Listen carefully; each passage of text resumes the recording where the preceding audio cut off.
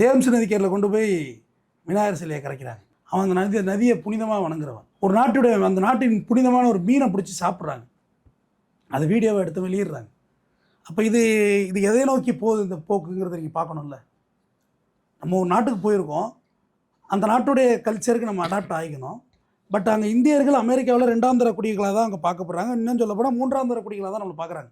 Third rate category ட்ரீட்மெண்ட்னு சொல்லுவாங்கல்ல, அந்த மாதிரி தான் நம்மளை பார்க்குறாங்களே. ஏன்னா அவங்கள்ட்டையும் ஒரு ஆழமான மனநிலை உண்டு. எப்படின்னா, கருப்பினத்தர் ஒருத்தர் வந்து தொண்டையில் அடி வச்சு மிரிச்சு அந்த போலீஸ் கொண்டார்ல, அவர் பொண்ணாட்டி டிவோர்ஸ் பண்ணிட்டு போச்சு. நீ எல்லாம் ஒரு மனுஷனோட பேய் பயில, நீ மனுஷனே கிடையாது, நீ மிருகண்டான்னு டைவர்ஸ் பண்ணிட்டு.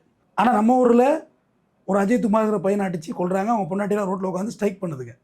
எங்கள் புருஷன் என்ன பண்ணுவார், ஒன்றுமே பண்ணலையேன்னு. நமக்கும் அவனுக்கு எல்லாமே என்டையர் டிஃப்ரெண்ட். நம்ம இங்கேருந்து நீங்கள் வெளிநாடு போயிருக்கீங்களா? வெளிநாடு போனீங்கன்னா அங்கேயே தங்கிடுவீங்க, வரமாட்டீங்க. ஏன்னா அந்த நாட்டுடைய பொல்யூஷன் இல்லாமல் இருக்கிறது, ரூல்ஸ் அண்ட் ரெகுலேஷன்ஸு, சுகாதாரமான காற்று, நம்ம பாட்டு இருக்கலாம்.